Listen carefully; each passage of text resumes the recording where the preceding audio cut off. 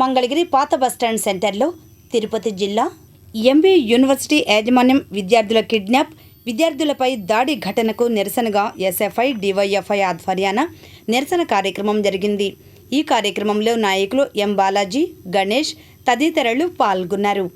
SFI జిల్లా కార్యదర్శి comrade Akbar, అదేవిధంగా ఎస్పీయు యూనివర్సిటీ నాయకుడు కామ్రేడ్ వినోద్ని తిరుపతిలో మోహన్ బాబు యూనివర్సిటీ గూండాలు ఈరోజు విద్యార్థి సంఘాల నాయకులపైన అత్యంత దుర్మార్గంగా కిడ్నాప్ చేసే స్థాయికి దిగజారిందంటే మనం అర్థం చేసుకోవచ్చు. ఈ ప్రైవేటు యాజమాన్యం, ప్రైవేట్ యూనివర్సిటీల యొక్క దౌర్జన్యం ఏ విధంగా ఉందో మనం అర్థం చేసుకోవచ్చు. వాళ్ళు అడిగిందేమీ లేదు.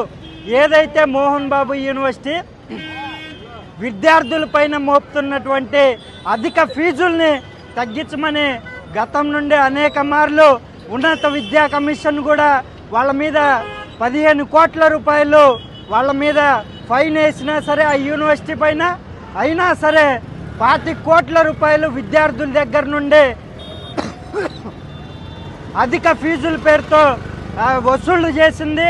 విద్యార్థుల తల్లిదండ్రుల రక్తాన్ని ఈ విధంగా ఫీజుల రూపంలో పీడిస్తున్నటువంటి మోహన్ బాబు యూనివర్సిటీ మీద చర్యలు తీసుకోవాలి అని చెప్పేసి నిన్న ఎస్ఎఫ్ఐ ఏదైతే తిరుపతి జిల్లా కలెక్టరేట్ కార్యాలయం వద్ద ధర్నాకు పిలుపునిచ్చింది, అందులో భాగంగా ఎస్ఎఫ్ఐ జిల్లా నాయకత్వం విద్యార్థులు కలిసి కలెక్టర్ ఆఫీస్ దగ్గరికి వెళ్తూ ఉంటే రోజు ఎస్ఎఫ్ఐ జిల్లా కార్యదర్శి, తిరుపతి జిల్లా కార్యదర్శి అక్బర్, అదేవిధంగా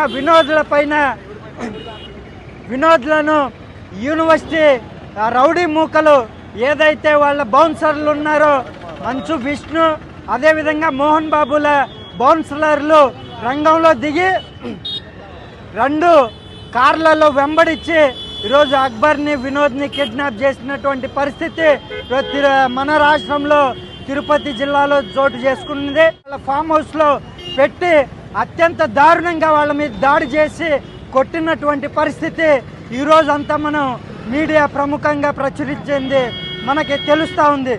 వాళ్ళని ఏదైతే కిడ్నాప్ చేసిన బౌన్సర్ల మీద ఇప్పటికే కేసు నమోదయ్యింది. మోహన్ బాబు మీద, విష్ణు మీద వాళ్ళని కఠినంగా శిక్షించాలి. అదేవిధంగా మోహన్ బాబు యూనివర్సిటీని బ్లాక్ లిస్ట్లో పెట్టాలని చెప్పేసి ఎస్ఎఫ్ఐ డివైఎఫ్ఐగా మేము డిమాండ్ చేస్తూ ఉన్నాం.